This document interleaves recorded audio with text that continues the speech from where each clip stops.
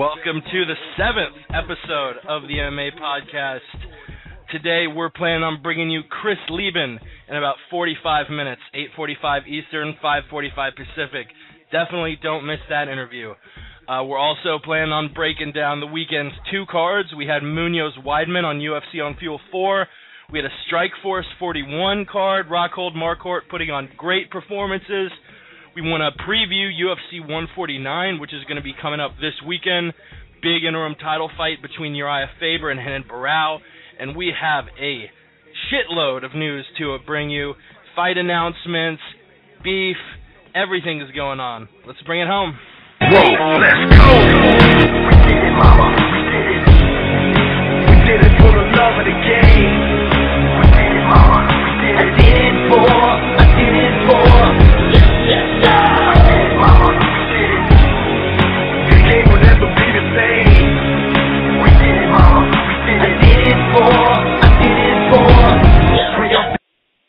And welcome to the MMA Podcast. Big thanks for tuning in. Our listeners definitely keep us afloat, keep us running. So huge thanks to everybody who listens to the podcast. Also a thanks to Chris Leben taking time out of his afternoon. It's actually really early over in Hawaii. I think it's 2 o'clock there. So it's 8 here. It's my evening, but it's the middle of the day for him. So huge thanks for him taking out the time to talk to us. Shout out to our partners, MMAmental.com. They're pumping out quality podcasts as well. If you aren't subscribed to them yet on iTunes, go ahead and do that. Ray and Jay, like I've said before, both really smart when it comes to the sport, and like they call themselves on the podcast and on their website, they're truly MMA mentalists over at MMAmental.com, and also MMAplayground.com, best forum out there, best fantasy MMA system out there. Definitely get your picks in for that. And also call in if you'd like to join in on the conversation. We're going to be breaking down those two cards. You can call in at 646-378-1046, and you can tweet us at the MMA Podcast. Remember to visit our website, themmapodcast.com. We always got live links, stories. You can comment on all the stories. We've recently worked that in there, so you can comment. We can comment back, all that good stuff. Without any further ado, I've been talking for about 5 minutes straight now. What's up, Chris? I'm late. I'm really late. Man, I was sweating bullets. I was almost about to have a nervous breakdown because, up until about 10 minutes beforehand, Chris was MIA. So I'm looking up and down the run sheet like, man, I guess I'm doing this solo. I guess I'll talk about this and that. And last minute, I mean, I don't want to say last minute like it's a bad thing, because I was very, very happy when I got a call from you like, hey, I thought we were doing it in an hour and 10 minutes. Like, man, 10 minutes. Yeah, I walked in and my mom's like, someone has been calling like 4 times. I don't know who it is. I didn't get up. I was like, oh, okay. Must have been somebody. Maybe work. Picked up the phone. Jake Walters. What is this guy doing? Calling me an hour and 10 minutes before. And I call you. I'm like, hey, what's up, man? You're like, dude, we go live in 10. Come on, bro. I have an AC unit pretty much right in front of me, and I was still sweating. I mean, you probably could have sailed a ship down my taint. That's disgusting, but it was incredible. It was incredible, Mike. I have no idea why. I thought it was 6 o'clock. Total brain fart. I was out biking miles to go get my check, cash attack, a little shopping, and I was running even later than I wanted to be. I wanted to be home by 4:30. But here we are. That's all good. We're here. Actually, I don't know if I've ever mentioned it, but the first podcast we went live at 8, and I decided to take a nap. I don't need to set an alarm. I'll wake up. I woke up at 7:58, and you were already online sending me messages. Where are you, man? Where are you? And I think we actually started that a minute or two late, but definitely listen back to the first. Actually, don't listen to that podcast. Yeah, we were really rough back then. Now we're slick. We're slick like we were green, kind of like Hendo's been calling Jones. We were green. We'll probably get to that a little bit later. Got a bunch of news to talk about. Sonnen and Rampage not happy with each other. Jones and Henderson starting to get a little trash talk going. Loads of fight announcements. I mean, it was kind of funny. About 15 minutes after the podcast last week, Varner Lauzon was announced for UFC on Fox, and about 15 minutes before this podcast, Koscheck versus Ellenberger was announced at UFC 151. So definitely be. I have not heard this. Yeah. It just broke about an hour ago. I popped on Twitter to post up to all our followers that we were about to be going live in 30 minutes. And lo and behold, Koscheck versus Ellenberger at UFC 151, which actually isn't too far away. UFC 151 is scheduled for September 1st, so a month and a week, maybe a month and 2 weeks, kind of a sort of last-minute thing. But I'm very, very down for it. Is that the Bendo Edgar rematch card? Is that the same one? UFC 151 is actually the other Henderson, John Jones. Okay, cool. UFC 150 is going to be the rematch, and that's actually August 11th. So we're a mere 3 weeks out from that one. I'm not good at math, Jake, but let's talk about that fight. That fight between Ellenberger and Koscheck, man. I mean, both guys are coming off losses. Koscheck not really by a dominating loss, and Ellenberger by a dominating loss. And I feel like if Ellenberger can't get Koscheck out in that first round, he has been proven to have a horrible gas tank. So we'll see what happens with that one. That's very true. Koscheck's a guy, on the flip side, known for having a really, really strong gas tank. But I very well could see Jake Ellenberger winning that fight early, but if it goes into the second, the third round, Koscheck I think will obviously start to glean the advantage there. I totally agree, man. Ellenberger hits like a Mack truck and has a wonderful offensive striking set, just dynamite in both hands and really good wrestling, but I think that Koscheck is well-rounded enough to probably take it the distance. I don't see him finishing Ellenberger, but I got Koscheck by a unanimous decision. As much as I want to hate Koscheck and root for Jake Ellenberger because he has the same first name as me, I see the fight going the exact same way. That fight against Martin Kampmann was really tough. Like I said before on the podcast, right after the fight, I don't think that fight should have been stopped when it did, because I think Ellenberger had Kampmann rocked just as hard in the first round as Kampmann had Ellenberger rocked in the second round before the fight was finished. But I'm also happy to see that both Koscheck and Ellenberger coming off losses. It's kind of hard to think that Josh Koscheck and Jake Ellenberger are both coming off losses now, but they're great fighters, and it's nice seeing them being able to fight each other, and it's crazy that one of them is going to be coming off 2 losses in a row. Who's coming off of 2? One of them will be after this fight. Oh, yeah, duh. Good call. Yeah, there's another similar fight of guys coming off of losses in the welterweight division. I can't think of it off the top of my head, but it's still going to be a good scrap, and it's really going to prove who belongs, in the division, who's there to stay. Koscheck recently getting that title fight against St. Pierre, the end of 2010, was Ultimate Fighter coach.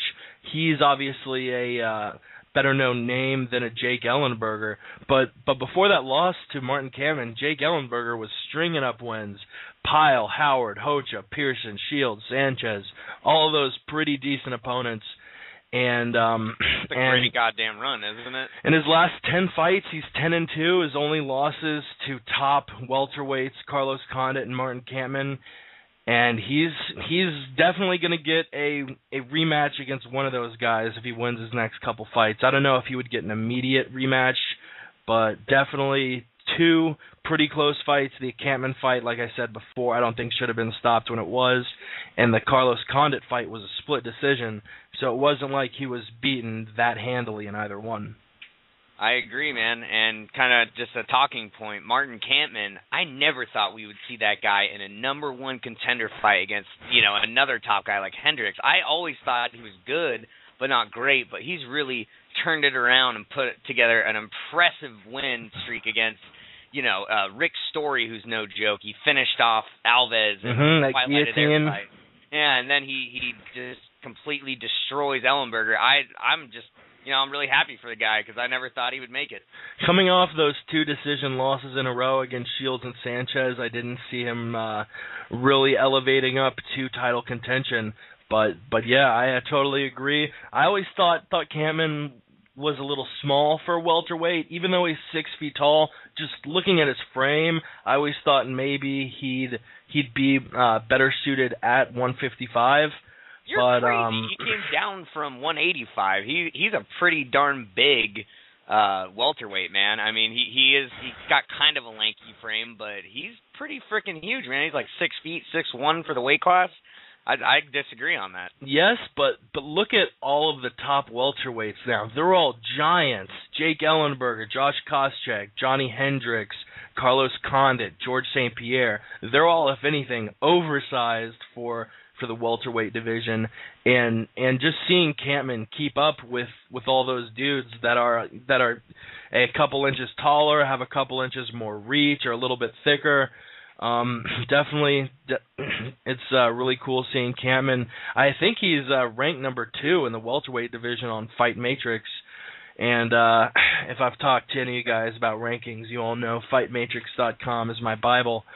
So, yeah, it's wild seeing him elevate to number 2 in that welterweight division. Yeah. I got a question for you, man. What happened to Fitch? I know he was supposed to fight Simpson in Simpson's welterweight debut, pulled out with an injury. He's almost not had a fight, for about a year now. Or not a year, but 7 months. But, is there anything down the pipe for that guy? Have you heard anything? I heard he was supposed to fight Simpson at this recent card, but he pulled out with a knee injury, and I haven't heard any announcements since. And what a fall from grace that guy's had. Yeah, he, up until that fight with BJ Penn last year, he was the perennial number 2 welterweight, beating everyone they threw him to. But then he drew with BJ Penn and lost to Johnny Hendricks at the end of last year, early, 12 seconds, just a roaring knockout by Hendricks. Big rig of the left hand. We've yet to see him come back.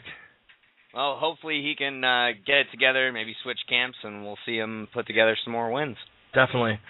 So, yeah, speaking of Fitch being on that UFC Fuel 4 card, let's break it down. Weidman putting on an amazing performance, letting everyone know he's an elite welterweight. But let's start from the bottom and go up, sort of the way we previewed it last week. We had Damasio Page and Alex Caceres in the top Facebook card, and Caceres, Bruce Leroy, pulls off an impressive triangle choke in the second round. Yeah, that was one of the fights I was pumped for, and it delivered. I've always liked Bruce Leroy. He's one of those guys that you either love to hate, or you love him, and I've always just enjoyed his style, and he's always smiling, and the whole Bruce Lee shtick that he does. And since really becoming a full-time dedicated mixed martial artist, he has proven in his last 4 fights that he is ready for top contendership, in my opinion. I'd like to see him against a top 10 guy in his next fight. Alex Caceres, yeah, pretty much everyone figured Damasio Page to be the favorite in the fight, and I think a lot of people also had Page in their top 10 list of 135-pound fighters. And seeing Caceres, yeah, I totally agree.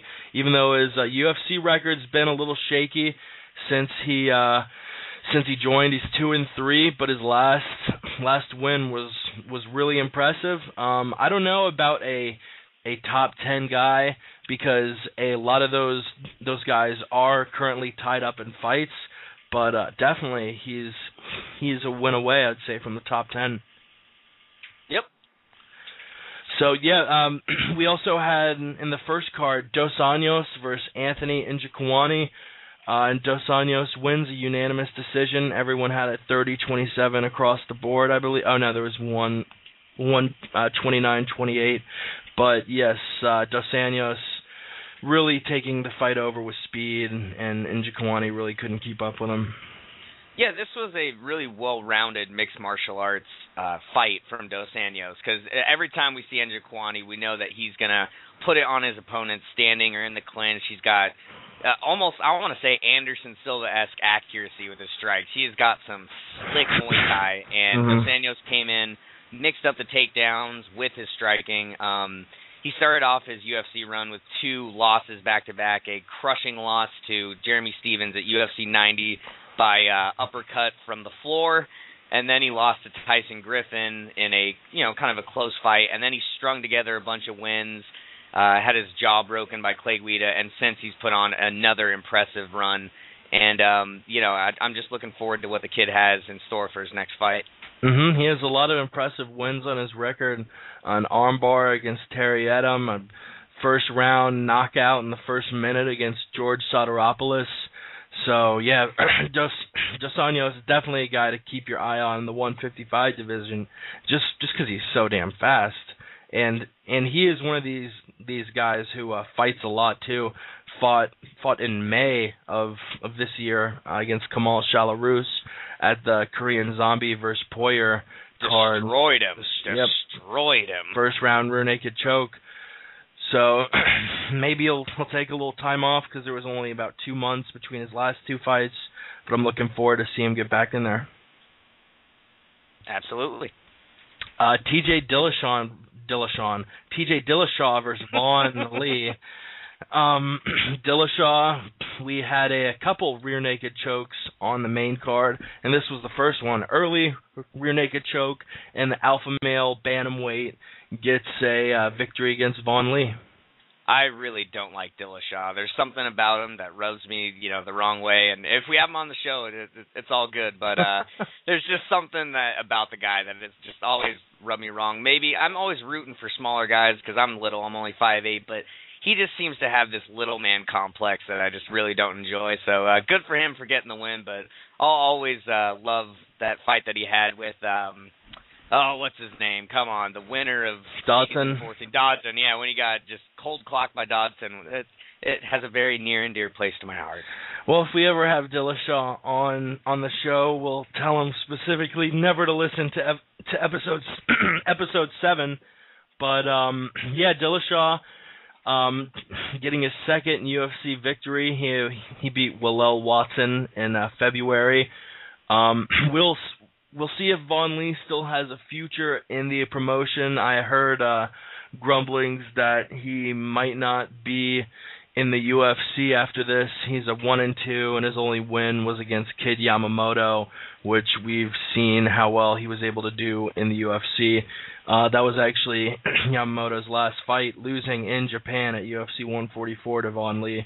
Yamamoto is the Melvin Gillard of bantamweight. Ooh, that's underrating Melvin Gillard quite a bit. Yeah, I'm just saying, not as far as talent. I'm pretty sure Melvin Gillard isn't 1-5 in his last 6. Yeah, all right. Well, I'm just going to put it this way. He's a power puncher who can't defend submissions. We'll put it that way. No Gillard comparison. Yeah.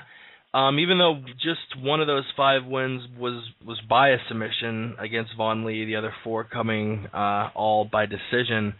Definitely one of those guys, and I think most people have Cerrone beating Gillard in their upcoming fight just because Gillard can't defend those submissions.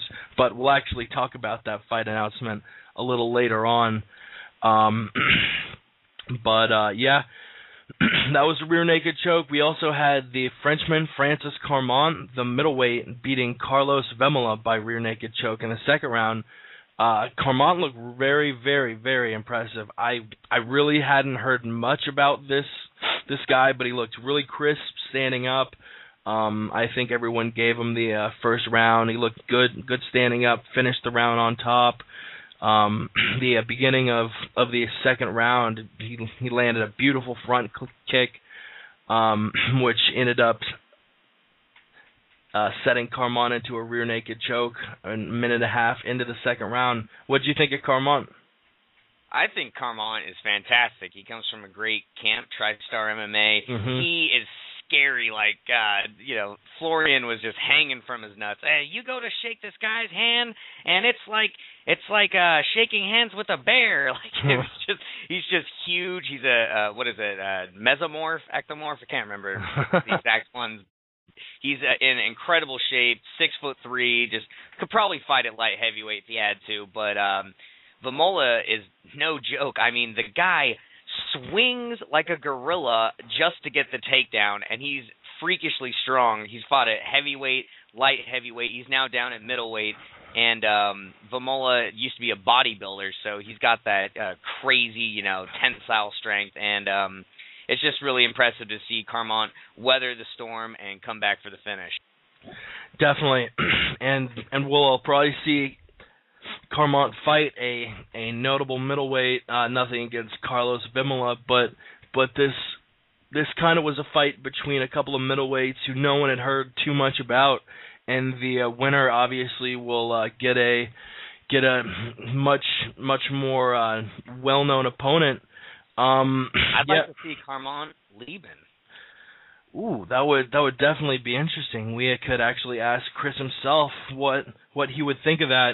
With it was actually interesting. I didn't know about this policy until recently, and it wasn't because we were interviewing Leben, but it was because of the Overeem issue. Overeem saying he wanted to fight toward the end of the year. And I did know the UFC had a policy on not only not letting suspended fighters fight during their suspension, but they also don't promote that fighter at all during their suspension, which I found pretty interesting. Yeah, I didn't hear about that, but I mean, it makes sense. You got to pay the piper. Which that would apparently be the hang up on putting Overeem on an end of the year card, even though his suspension would be ending in November. Obviously he wouldn't be able to be promoted at all, and that'd be an issue as far as trying to commercialize the fight and whatnot. Here's a question for you. Yeah. When Sonnen was originally slated to fight Anderson in the beginning of the year, that timeline's kind of shaky for me because, I mean, his suspension ended, he fought Stan, but, I mean, was his suspension within that time frame? That's a good question because Sonnen's a very bankable character. Would they have broken the rule for that guy if, in fact, it had fallen under those guidelines?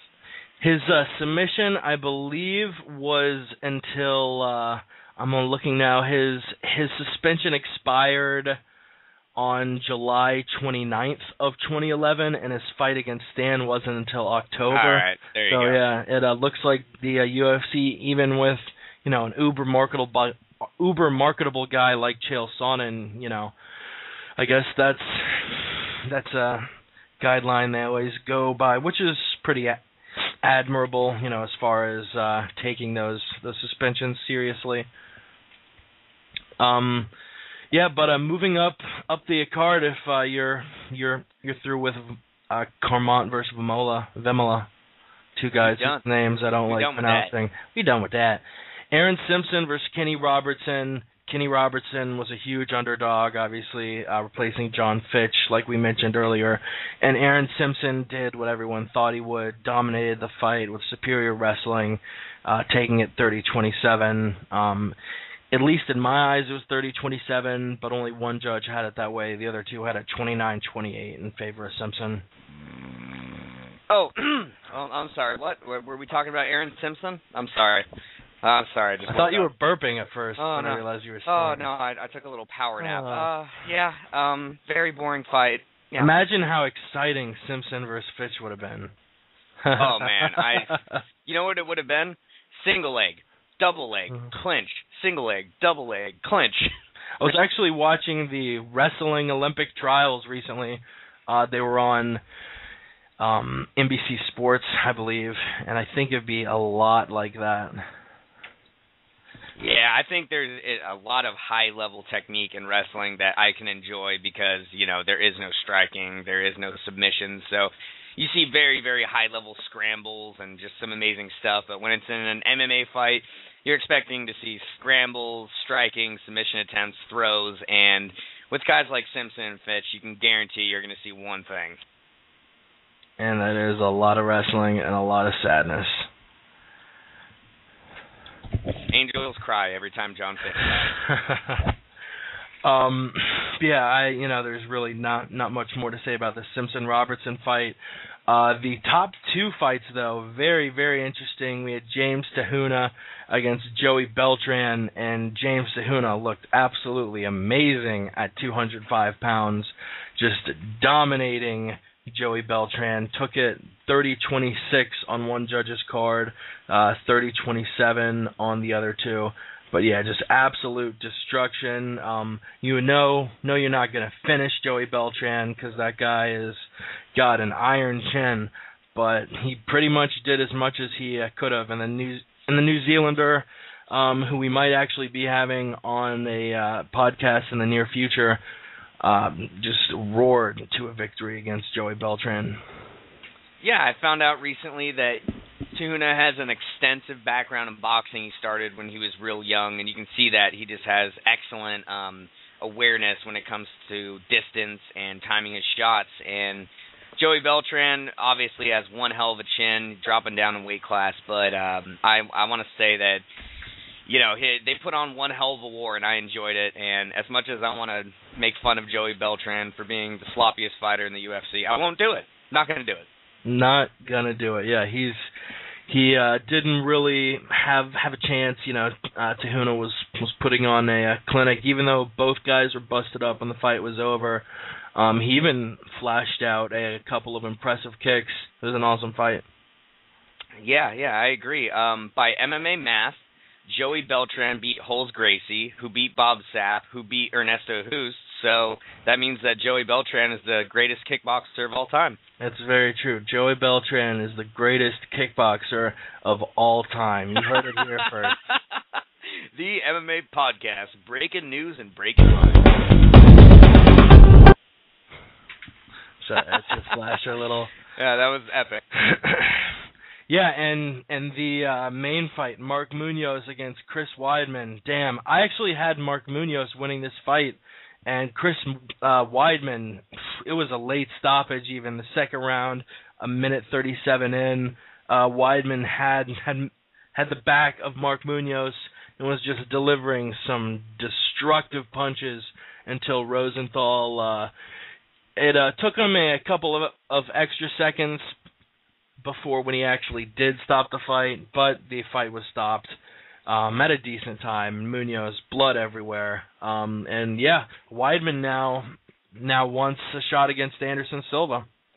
What a fight, man. I had no idea that this Weidman kid was going to be that good, because I thought that Mark Munoz is a good litmus test. Munoz, in my opinion, has never had a real breakthrough fight besides his fight with Leben, but other than that, his record is kind of littered with B-level guys, so I feel that he had a high ranking based off of consecutive wins in the UFC, and I felt that this was going to be a true test for both guys, because Weidman's no joke, and I think Weidman is the next generation at middleweight. The kid is not only a good wrestler, but he aims for the finish. His only fight that was unimpressive was his fight against Maia, and that was short notice. He chokes people out, he knocks them out. He's got crazy good stand-up. Look at that elbow that he landed on Munoz. That was Anderson Silva-esque, man. That was incredible. Just what a great fight, and the sky's the limit. And some interesting news I heard today. Anderson Silva's camp is gunning for a fight with Luke Rockhold over Chris Weidman. Have you heard that? I actually haven't. Yeah. Apparently it came out today that his camp and trainers want a fight with Rockhold, who's not even in the UFC. So it may seem like they just don't think that Weidman is a big enough name, or they're scared for Anderson. It's one or the other. They're hurt and they're scared. It's pretty interesting seeing the moves each camp's making. Weidman obviously has been steadfast since beating Munoz that he wants Anderson Silva next. Anderson Silva's camp originally came out saying that the next fight that they want is against Chris Weidman, and all of a sudden they're changing their tone, and I don't know if this is because of Rockhold and Marquardt putting on dominating title performances and both calling out Silva and GSP, the UFC champions at their weight classes. It'll be a really interesting to see, but in the near future, I really don't see that happening, and I guess unless Lombard finishes Tim Boetsch in the first round by some sort of brutal knockout, Weidman makes the most sense for Anderson next at a title shot. Yeah, I almost agree. I would have to say that I just don't feel that Lombard deserves it, even though he has an incredible win against, a wide variety of talent and a win over a guy who just finished Okami.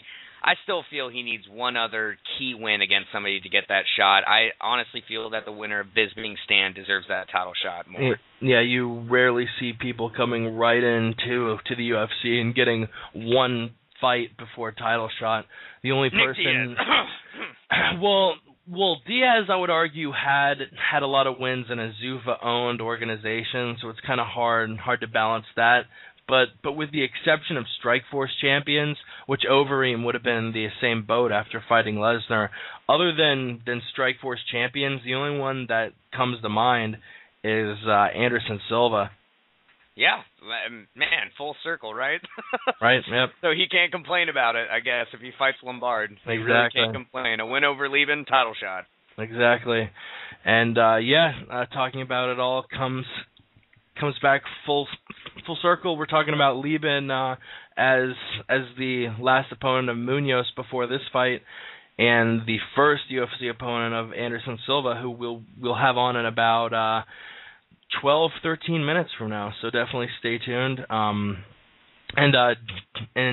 definitely too, there's a great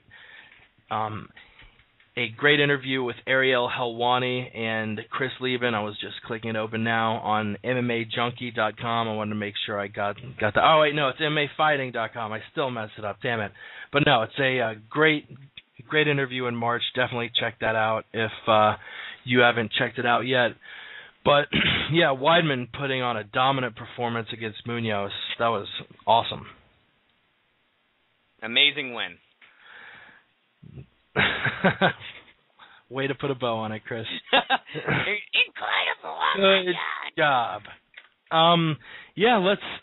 Let's break down these top 3 Strikeforce fights, I guess, before we get Chris Leben on the horn. We had Roger Gracie just dominating Keith Jardine. That was like a 30-11 should have been scored. I actually thought that he was going to finish Jardine, to be honest, and it turned into a drawn-out affair, and I guess Jardine still has it in him to go the distance with people, because normally he just gets knocked out. Mm-hmm. Jardine, 1-8-1 in his last 9 Zuffa fights. Probably going to be cut from Strikeforce, but he's one of these guys. As long as he isn't fighting under the Zuffa banner, he wins all his fights, but he can't seem to beat anyone of note.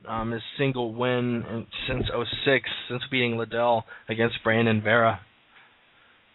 Yeah, a fall from grace, but, he's still got it in him, and I was actually listening to a podcast the other day. It was Ari Shaffir's Skeptic Tank. He had Tate Fletcher on, and they were actually talking about Jardine being this intense guy that walks up and arcs him at an early UFC and tried to get out of the way, and Jardine walks up to him and says, "Excuse me," and he moved a little bit further away. He's like, no, I have a question for you. He's like, oh, yeah, what is it? He's like, are you the amazing racist? He's like, yeah, I am. And apparently they say that Jardine is one of those guys that likes to sit in a coffee shop and read, a newspaper and drive his motorcycle really, really slow. Yeah, and he also made a cameo appearance in Breaking Bad not many people are aware of, but he was in the third season, I believe, in one of the scenes. I haven't seen the episode, and I don't know what exactly happened. It's a bar fight scene, basically. Oh, nice. Yeah, and he was also in Crank 2. Oh, wow. And Bryan Cranston's character in Breaking Bad does rock a Keith Jardine look with the bald head and the goatee, so you got to respect that. Yeah, and he actually got Keith in a flying go-go plata. It was pretty incredible. What a scene. Did he really? No, I just made that whole thing up. I didn't know Cranston could pull off a flying go-go. Yeah, that was a really one-sided fight. We had Nate Marquardt, Tyron Woodley, which was pretty close. Before that fourth round knockout, I'd given 2 rounds to Marquardt and 1 to Woodley. And Marquardt got Woodley up against the fence. There are tons of little GIF files out there, but he delivers 3 crushing elbows and a left and a right uppercut before Woodley slumped over and the fight was ended. Yeah, we were actually watching that fight together, man, and that was just an incredible fight because Woodley rocked Marquardt, and it's back and forth, and I'm thinking to myself, when are we going to see Marquardt uncork that right hand that spun Damian Maia around like a dreidel? But we didn't really get to see it, but then Marquardt, using his very good fight IQ, got it up against the cage, got the finish, walked away like a boss before the ref even stepped in. No, there's a lot of talk about him being upper echelon welterweight, and I'm sorry, until he gets to the UFC and fights anyone over there, I'm not sold on him. He's already talking about if he has to fight GSP, they'll do that fight, even though they're good training partners and friends. But fighting in Strikeforce doesn't do that for me, and they're not just going to let him defend his title once and then bring him over like they did Nick, because Nick was on a roll for years, just destroying middleweights and welterweights, and Marquardt has barely fought recently, and this is his first fight at welterweight, so I just don't know how this is going to play out. I really don't. Usually I can call stuff or have a good idea, and this one I'm kind of stumped. Yeah, Marquardt, this is his first fight at a welterweight, his first fight since all that craziness surrounding the UFC on FX card, or no, it was actually UFC on Versus. It was back during the Spike days. It was UFC on Versus 4, where he was pulled out really kind of suspiciously, and no one said anything about it for the first day or two. No one really knew what was going on, if Marquardt had a health issue, and they were talking about it almost mysteriously, kind of beating around the bush, not talking about anything. My money was on drug mule. And it was kind of found a bag of drugs in his ass. That was my guess. And it was kind of bizarre. They actually made a big deal about it and had Dana White come on and make a press statement during the card. And I believe the athletic director came on and said something about it. And they made a very, very big deal about something that's almost commonplace now. I mean, we had 2 fighters of 4 in the last main event at UFC 148 get TRT exemptions. So it's something that back then no one was really too aware about, and that was only about a year ago. And now it's almost become a commonplace for fighters to be on TRT and get exemptions for that. Yeah, I found that very strange. I mean, Nate's been a real company guy, soft-spoken, never really had any controversy. I think the only other controversy was he had a suspension in 2005 or 2006 for a steroid. I don't know if you've heard this. It was like naltrexone or something like that. So he has had controversy, but that was a long time ago. And it was his first fight in the UFC. Yeah. Against Ivan Salaverry. Very boring fight, mind you. Yeah. And it's just kind of weird that, I mean, I know he put the company in a strange position, but to cut the guy for that, I feel like we've seen much, much, much worse go unanswered. So that was very strange. Definitely, that was bizarre, and it was even more bizarre when he tried going over to Bama, and he was going to fight in the UK, and nothing was able to get put together over there. There was some whole big ordeal with the governmental sanctioning there. He was going to fight Yoshida in February, but Then he was released from his contract to Bama because the promotion pushed back Bama 9. And yeah, after a year and 3 or 4 month layoff, he gets back in the cage and showed no signs of ring rust. Yep, he's a consummate athlete. You know that guy's in shape 24/7, 365. He's always working on his skills. He doesn't get out of shape, so he had his chance and he made the most of it. And it's good to see him do another Matrix-like finish like he did in the Wilson Govea fight. Yeah, exactly. I was just about to bring up that same fight. It almost looked like things were slowed down for him, almost Anderson Silva style. And that last right uppercut he landed as Woodley was falling down to the canvas was absolutely gnarly. But yeah, it's funny. This was the first welterweight title fight in Strikeforce since Nick Diaz lost, and it's funny contrasting Marquardt to Diaz. Diaz kind of the exact polar opposite as Nate Marquardt, from his personality to the way he throws punches. Marquardt's going for that knockout every time, and Diaz will kind of hit you with that 80% punch all night. That is a very contrasting style. Marquardt did very well at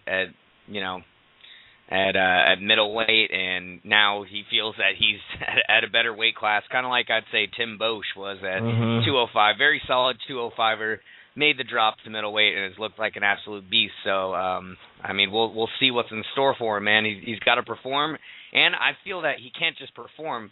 He's got to finish people to get his ticket to the UFC. He can't just ride on decisions or have uninspiring performances because he has that, he's got that monkey on his back with that whole versus controversy. Exactly. And yeah, the main card of Strikeforce Rockhold versus Kennedy was Luke Rockhold versus Tim Kennedy, and Rockhold looked super impressive, winning a decision 49-46 across the board. Really dominated Kennedy standing up, was coming at him with all sorts of different angles and striking, and looked very, very impressive. Yeah, he did look impressive. Not a great fight. I wouldn't recommend this to people who aren't into the sport and want to get him into it. But you know what? He beat Jacare, he dominated Jardine, and now he had an impressive fight against Kennedy. What's left for him at middleweight? You have, you got Roger Gracie and Lorenz Larkin. And beyond that, I can't think of another middleweight out there that could really give him a run for his money. Jacare is fighting Derek Brunson, so that's another possibility. But if Jacare wins, that's just a rematch. So I feel that with one more key win, if it's dominating, let's get that guy over to the UFC. Yeah, and Kennedy, no slouch himself, actually submitted Melvin Manhoef in the first round in March 2011 at that Fejau versus Henderson card. So definitely a great fighter. Before that, his only two losses in the last few years had been to Mayhem Miller and Jacare. But Rockhold just showing that he's pretty unarguably at this point the top middleweight in Strikeforce. And there was actually a little ordeal with Dave Meltzer coming out and saying, or Meltzer, I'm not sure how to, Metzler. He came out and said the contract between Showtime and Strikeforce prohibited certain fighters from switching over to the UFC, and on that list was included Rockhold, Melendez, Rousey, and then Dana White. Dana White came out and said everything that Metzler said was garbage and not true. Never mind, he is coming over. So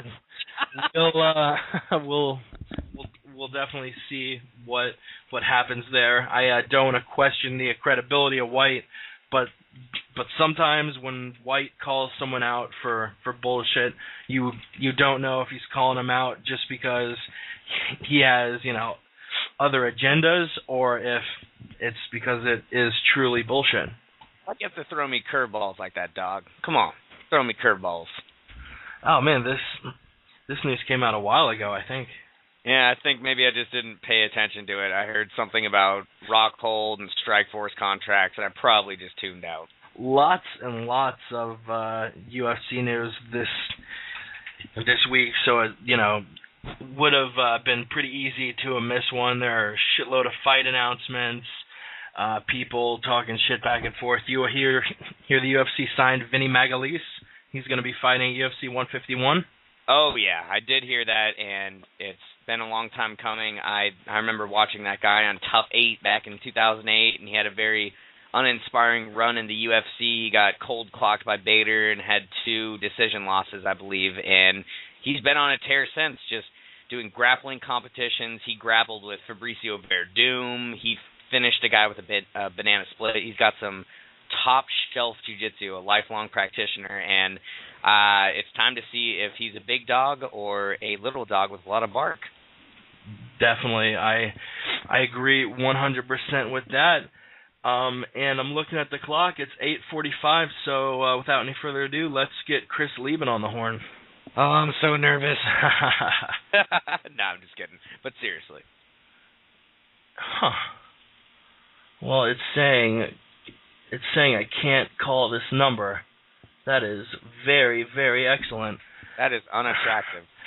Let's see if I can call my number and then maybe add Leben in. That would be some on-the-fly thinking from this co-host.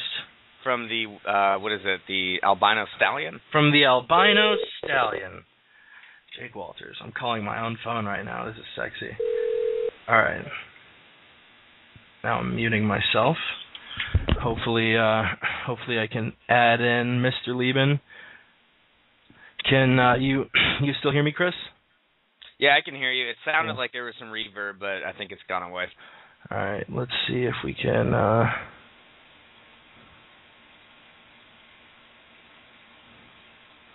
Technical issues on the MMA Podcast. Oh yeah, that is how we do it. So anyways, you guys, thanks a lot for all your support, and you were giving props earlier about the MMA Playground, and I recently actually jumped ship. I no longer frequent the UG. I go on there for news only. I don't go to the forums because it's nothing compared to the Playground. The Playground is just really nice. Everyone there has a great sense of humor, and they know their stuff, and if you post something, people will respond and not just tell you to go to hell or swing on nuts or go back to the OG. So it's a great place to be. Let me try his number one more time. Dialing, call failed. Wow, this is kind of weird. I'll text Mr. Leben and see if he can call us instead. That sounds like a plan. Maybe we should move on into news. I'll just take the reins on that while you figure that out. Thank you very much, my friend.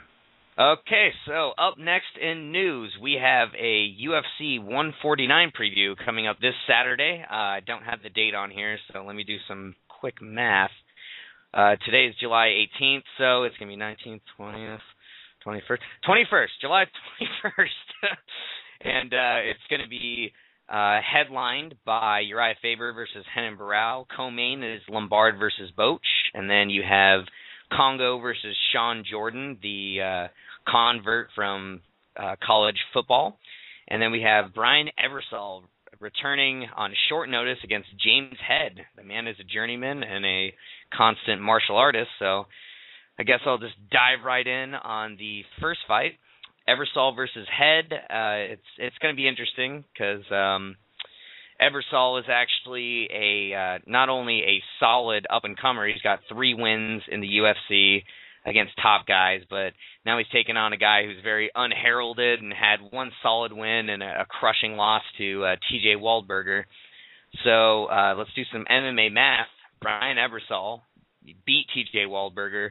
Waldberger completely dominated Head with grappling, so I've got Brian Eversole by a finish against James Head, most likely by submission, if I would have to guess. Maybe a TKO, but I feel that Eversole is just a little too much for James Head in this early bit of his career. All right, and moving on, we got Congo versus Jordan. Hey, it looks like we've got Leben on the line. Awesome. All righty, all right. Are you there, Chris? I am. Awesome, Chris. Thank you so much for coming on the podcast. I was freaking out there for a second, not letting me call up your number, but thank you so much for taking the time out of your day to chat with us. Oh yeah, no problem.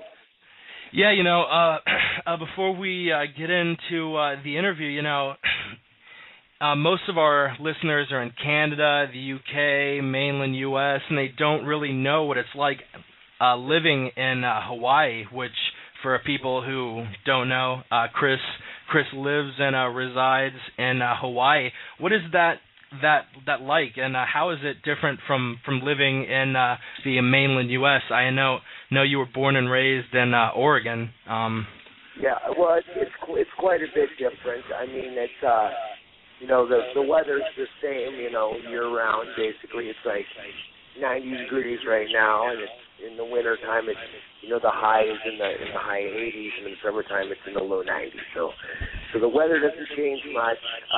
People are generally just a little bit lazier.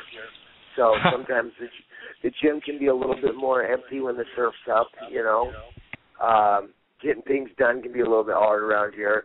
But it's just a very pleasant, nice place to live, and I really enjoy the speed of life out here. People really kind of take their time to enjoy themselves and their surroundings.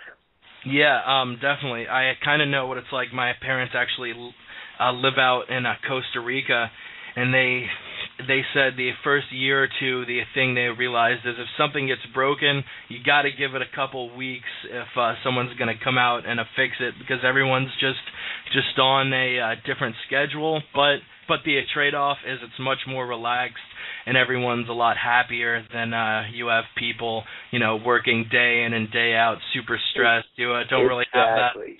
Yeah. Whenever I go to visit a city and I see everybody kind of in the rat race, it just kind of gives me this feeling of, being nervous, where they wake up in the morning and they're rushing to get to Starbucks to go to work, and it's just so they can get the handbag or pea coat that defines them. It's sometimes it seems a little bit trite to me. It's a little, I really enjoy just being able to just kick back and relax a little more. Definitely, yeah. You actually were in Colorado recently. What did you visit Colorado for, and how was that?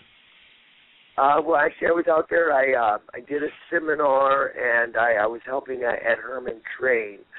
I had planned to come out and do some training with Ed Herman a while before his fight with Jake Shields, and then I found out his fight with Jake Shields, who was also a friend of mine. So it was kind of tough, but I called Jake and I said, hey, I'm going to come out and do some training with Eddie and everything, and so it worked out really good. As one of my best friends, we've been best friends for over a decade now, and he's on a 3-fight win streak, so it was really nice for me to be able to go out there, get some training with him. He looks just amazing right now. It's a good business trip.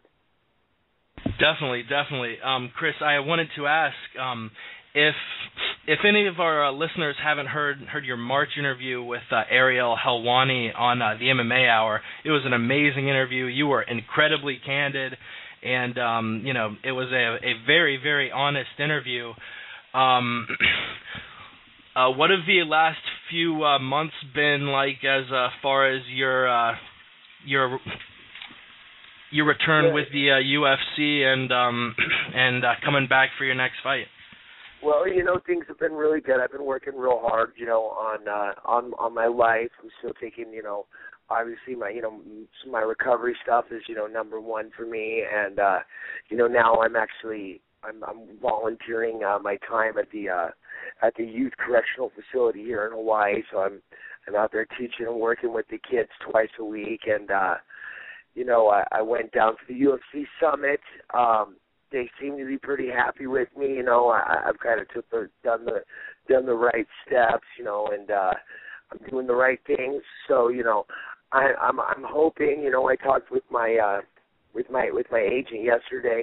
He sent a letter up to Joe Silva. My suspension is up early November, and I'm hoping to get a fight, as soon as possible. So, it could be any time now. They give me a call and let me know. Nice. Do you have any opponents you've heard rumored or mentioned that you're thinking about going up against next? I haven't. I mean, a lot of my students at the gym want to see me fight Hector Lombard. They seem to think that would be a good matchup for me and an exciting fight to watch. But definitely some things have definitely changed. In the last year in the middleweight division, and I'm really happy. Obviously, the generic answer to get in there and fight anybody. But in my case, truthfully, I'm just happy to be in there fighting. Definitely. One of the things you said in the interview with Hawai'i that I thought was pretty interesting, you said there were certain friends you couldn't hang out with anymore because they weren't into the kind of things you weren't into anymore.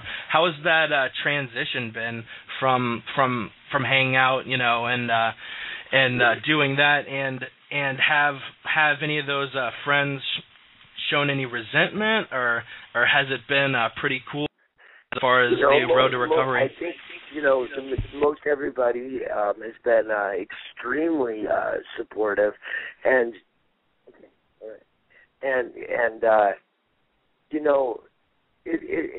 definitely. I mean, I'm not going to lie. The evenings can tend to be slightly more boring than they used to be. But honestly, I'm 1,000 times more. I'm definitely happier now than I have ever been in the course of my entire life. So, so something's working. Even though, I might not have those wild, crazy nights on the town, I already did my share of that, so I'm fine with spending a Friday, Saturday night at home. Yeah, it's really, it was a great interview. I know I said it a minute ago, but definitely check out that interview if you haven't yet. And let me pass it off to my co-host Chris, who has a few questions, and I think had a brain aneurysm when I told him we were going to be having you on the podcast. He's a huge fan. Oh, I'm so nervous right now. What's up, Chris? What's up, Chris, man? Hey, just first off, I want to say I've been watching you since the tough days, and I've seen your metamorphosis from kind of a pissed off brawler to a real technical mixed martial artist, man. And it's been a pleasure to watch your journey, and I'm just happy to be talking to you right now. First off. Awesome. Well, thank you. No problem, man. So I guess without further ado, let me jump right in here. You're really well known for your punching power and your Terminator-like ability to come back. If you could just kind of walk me through what gives you that ability. Was it your upbringing? Do you think it's just the way you are? Is it maybe something you work on? I just wanted to get some insight into that. I think that, well, from one standpoint, whenever I start a fight, it kind of feels a little bit contrived, and I'm trying to think of all my game plan, and I'm trying to, do everything I'm supposed to do. But then, for some reason, after I get hit with a couple of shots, that kind of sets me over into that autopilot mode, where everything now is reactionary and isn't contrived, and it seems to roll a lot smoother for me when I'm kind of in that state, I suppose.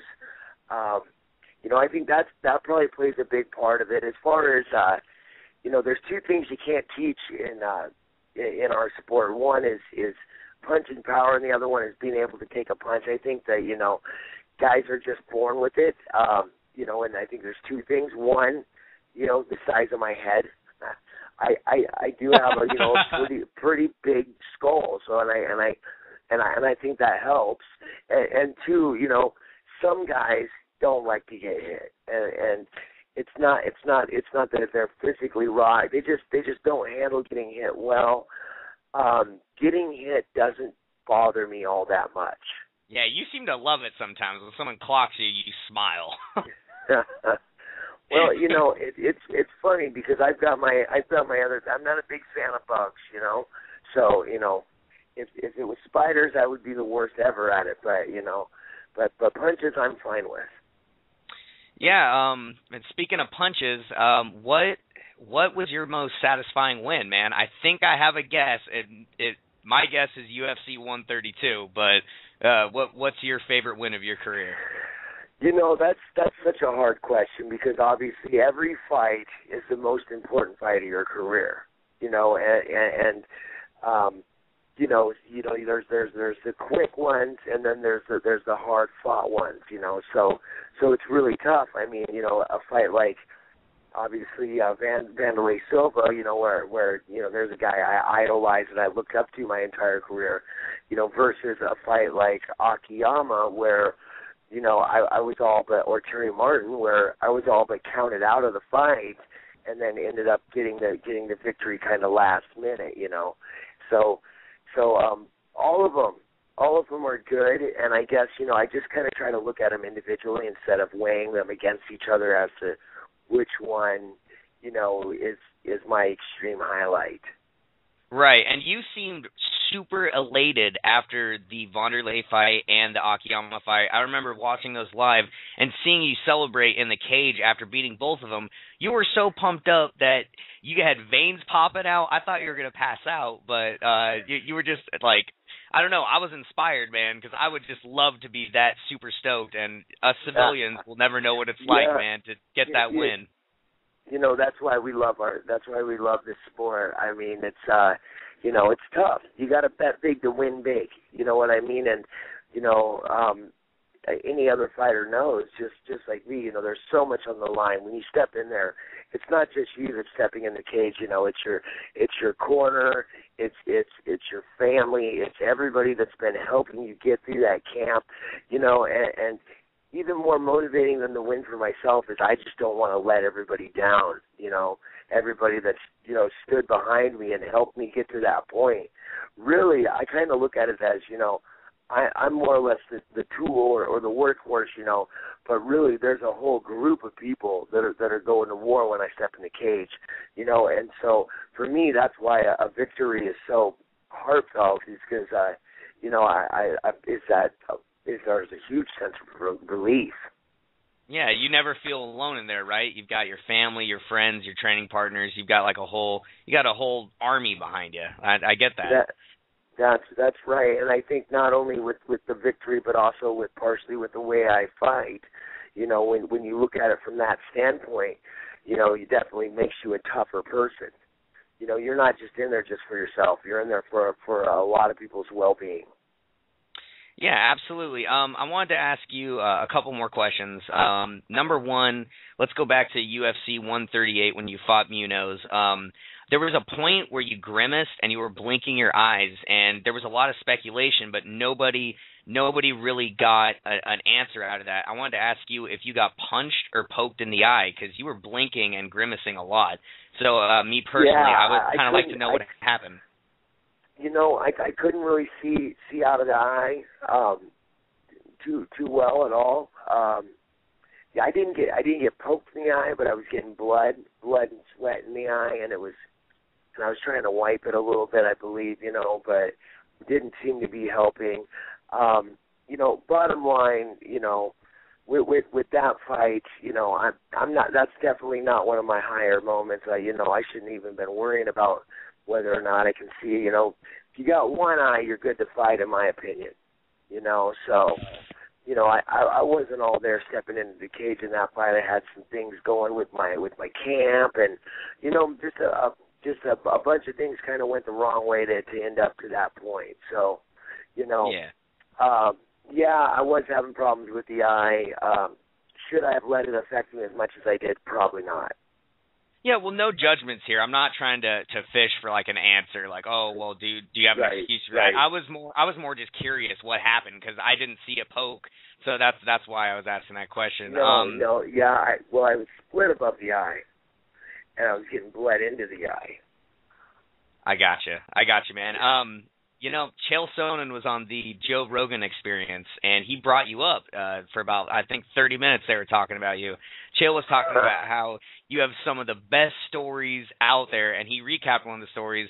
I just wanted to ask you if you could tell us a story, maybe. I'd love to hear a crazy Chris Leben story, man. If you can think of one. A crazy Chris Leben story. Well, there's a lot of them. I mean, there really is a lot of them, and I believe that. I've been slowly trying to kind of get away from that guy, but it's pretty funny. The story says that Chael told. I don't know. Did he mention on the podcast that he purchased those for me? Yeah, he did actually.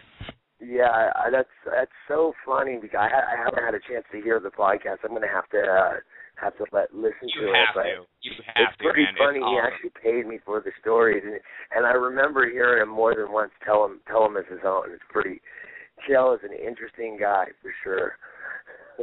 And so are you, man, and that's why I wanted to hear a story. But he actually brought up the story about how your family hit a deer and then it was rotting, and they told you to like test the meat or something, and you got E. coli. Well, what happened? The story probably a little bit telephone. My uncle had took my cousin on a hunt for kids. But my cousin was too scared to shoot the deer, so my uncle shot the deer and the deer standing next to it. And then they had a Honda Civic, so they pulled up to our house with a deer on the hood of the car, and because they weren't supposed to have a deer on the hood of their car, they left it at my house, and they left it there for like 2 weeks. So fast forward 2 weeks, the deer's rotting on my front porch, and me and my brother are grounded as usual. So we're supposed to be we're at home supposed to be cleaning while my mom and my uncle comes up and they're all out at the bar. Well, they come home after having a long evening at the bar, and they decide that now is going to be the time they're going to butcher this deer. So it was wrapped in a sheet. They unwrap it and it's covered in like these like white spots, white stuff. Mold is growing on it. And then my uncle, it kind of sucked because I just had to clean the house. Well, my uncle throws it over his shoulder, blood's pouring out everywhere because they had skinned it. Jesus. They throw it on the kitchen table, and now he doesn't have anything to cut it up with, so he starts using a skill saw to cut the deer up on my kitchen table, and like chunks of deer and stuff are flying everywhere, and my mom, being the homemaker that she was, breaks out the meat processor, starts grabbing the chunks and making hamburger out of them, and then it was we had to eat it. Me and my brother did, and long story short,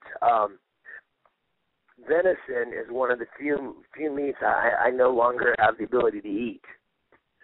Wow. There was a couple weeks when I was a kid where, probably would have died of starvation if it wasn't for venison, so I'm appreciative of it, but definitely kind of has ruined my taste for deer meat. That's incredible, man. That is, hearing it from the horse's mouth, no pun intended, is awesome. That is absolutely wild. It sounds like you have a pretty interesting family. You have any more crazy stories that involve your uncle, or? There's a few. I got to make sure I'm okay when I go home for Christmas. You know what I mean?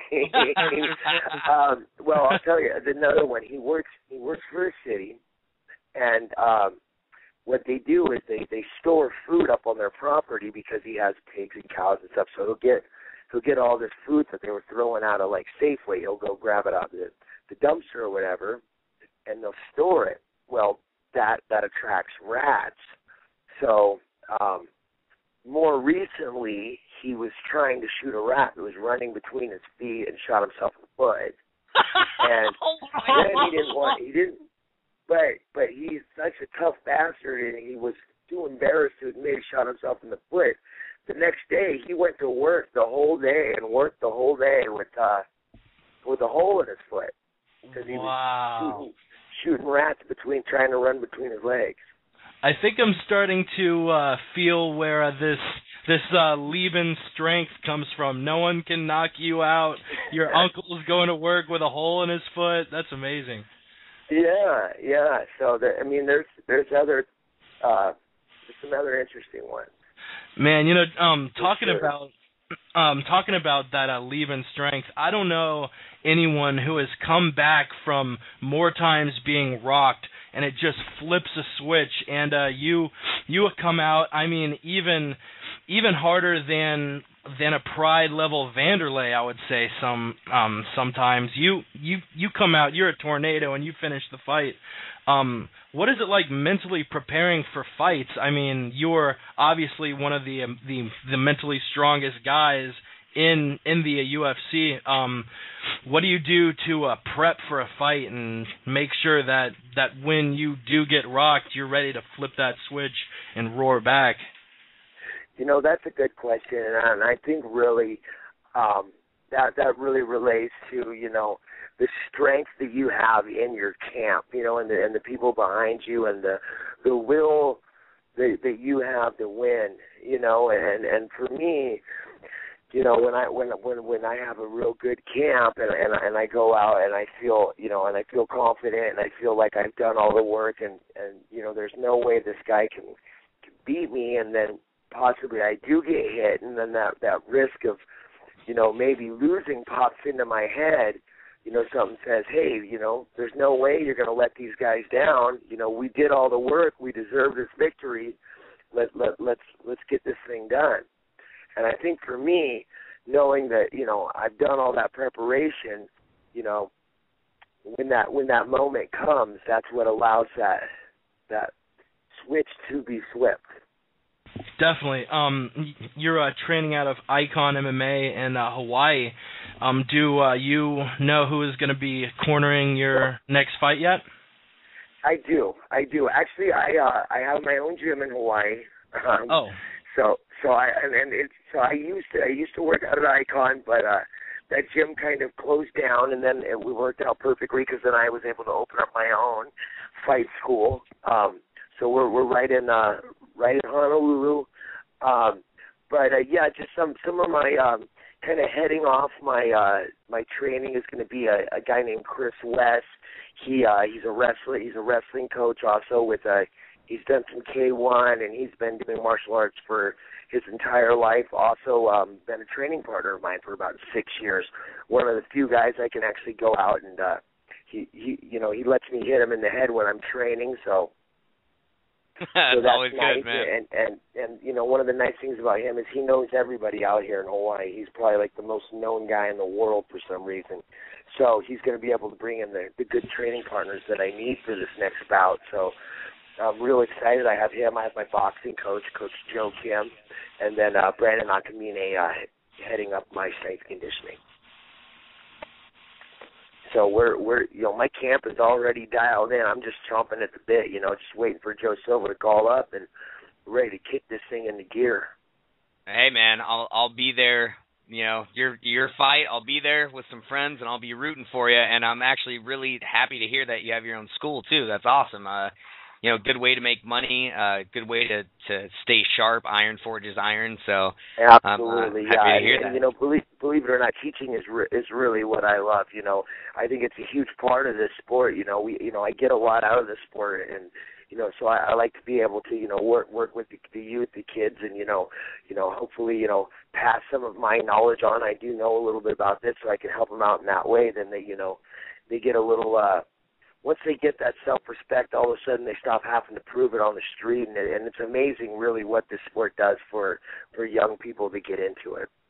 Yeah, absolutely, man. That's very, admirable. And I've got only 2 more questions for you, and they're kind of strange, I'll admit. But first question, it's been noted that you're really, really into extreme sports like dirt biking. We've seen you on the countdown shows, jumping off of rocks in Hawaii. Have you ever ran underwater with BJ Penn while holding a rock? Not with BJ Penn, no.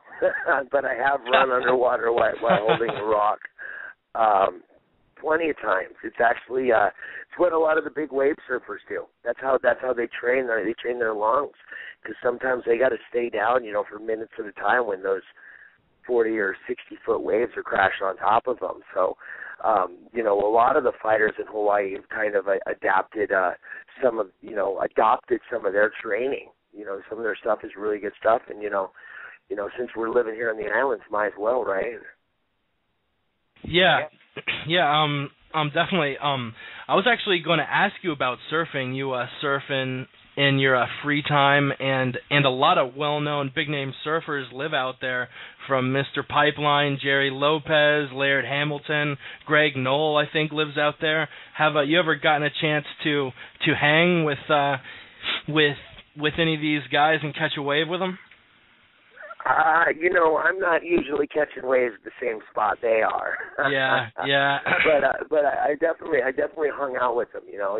I mean, Hawaii, believe it or not, is Oahu in particular. It's a relatively small place. I mean, we've got the total population is 1 million, but I'd say half of those people are tourists. So you know, then you narrow it down to the people that are actually in the water on a regular basis, and you know, pretty soon, you know, everybody kind of starts to be a familiar face.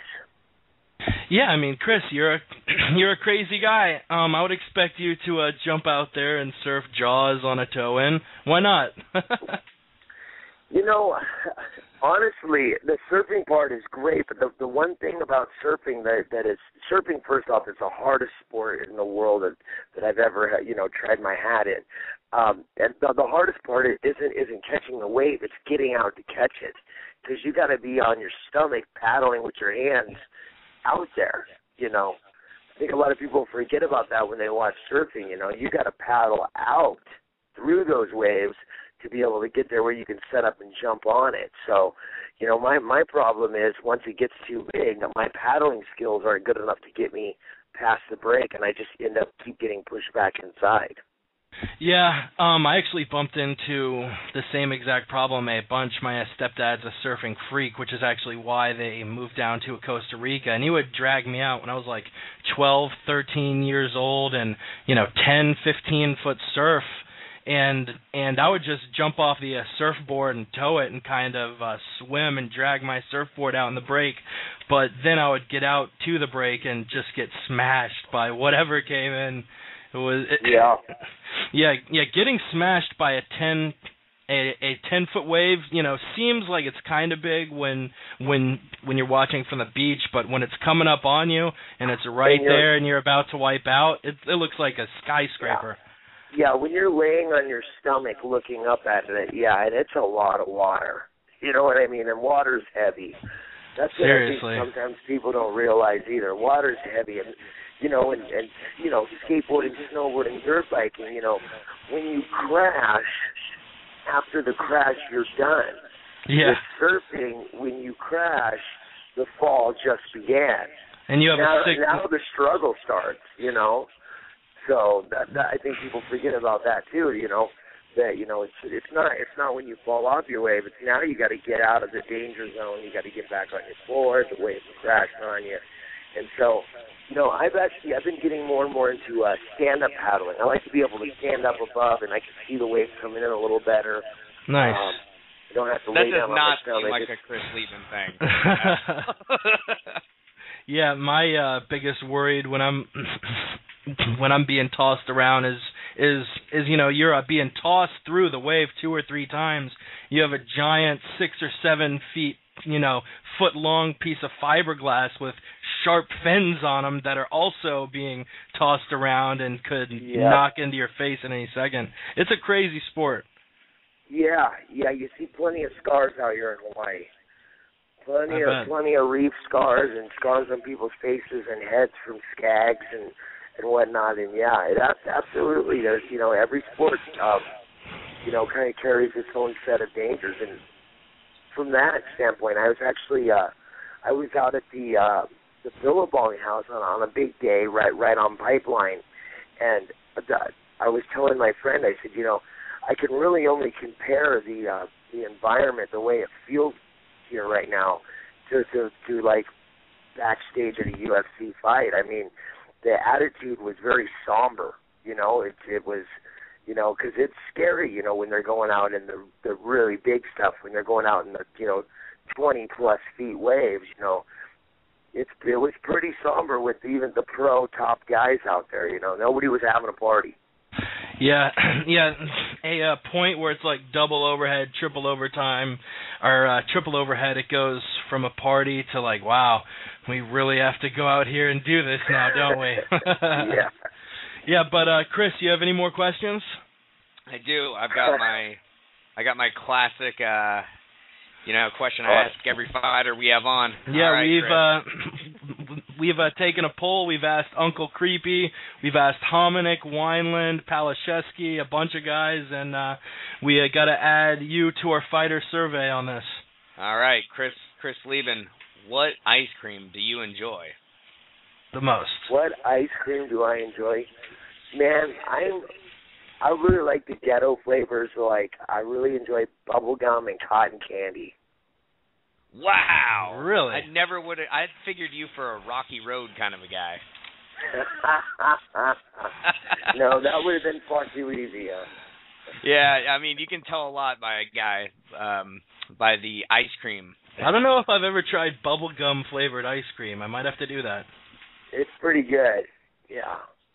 I worked at Baskin-Robbins, my first job, and you eat this kind of bubblegum flavored ice cream, and then when you're done, you got a bunch of little bubblegum nuggets that you can chew on. It's pretty cool. Yeah, Chris, thank you so much for coming on. You have any shout-outs or anything you want to say before we let you go? No, man, I'm good. I'm just glad you guys had me on. Thanks, I appreciate it, and, look for me soon. Hopefully I'll be back in there soon. Follow Chris at Crippler UFC, and I will be there in the Leben Army with you whenever you fight in the UFC next. Thank you so much for taking the time, man. Thank you. Right on. Thanks, guys. Have a great day. And that was Chris Leben, UFC middleweight. That was probably the funnest interview we have had yet. That was hilarious. Those stories he has. Jesus. My knees were shaking when we first got him on, to be honest. My hands were shaking, so I'm glad we had a little bit of similarity there. Yeah, and you definitely know why people like Sonnen want to buy stories from him, because like he has said on the Rogan podcast, he has some great stories, and hopefully some time in the future we'll have him on again and maybe see him on the Rogan podcast. That'd be a lot of fun.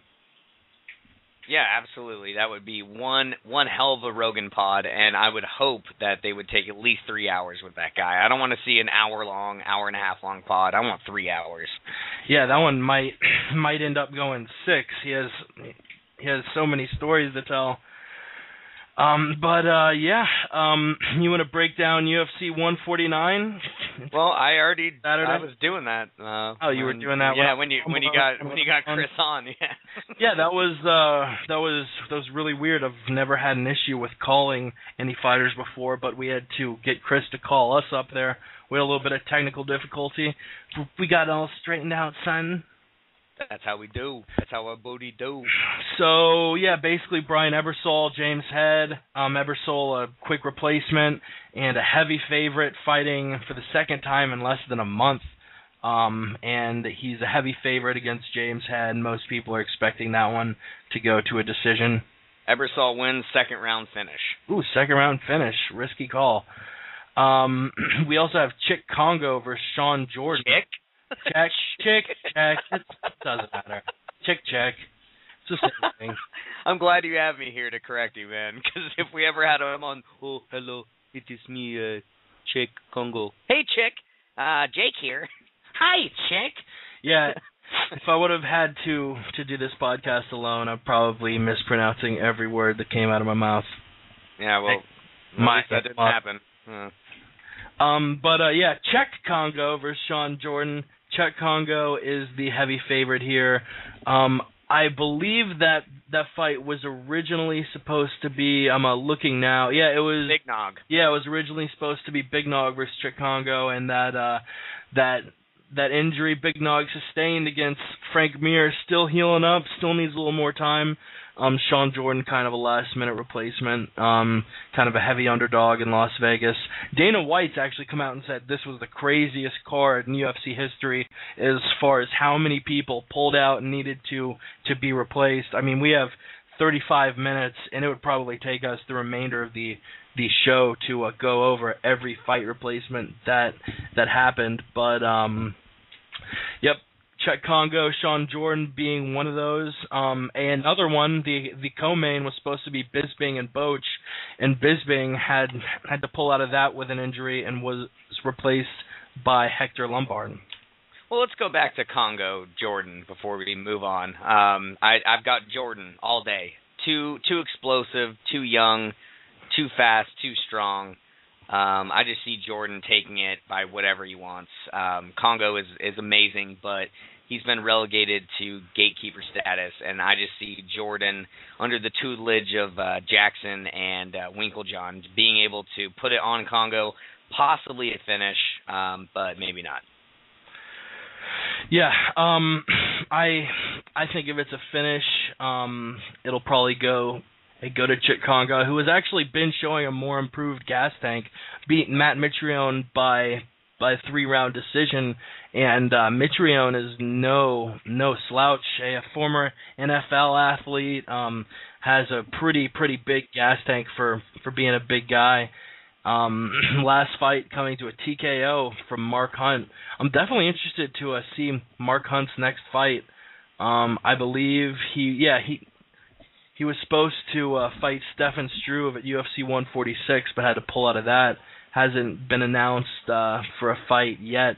He actually has been. He's fighting Overeem for a #1 contender fight. Is he really? No. I was about to say, my God, Mark Hunt is going to get destroyed. Nothing against Hunt, but, you know. They've already fought. They fought in Dream, and Overeem won by a Americana in the first round. Oof.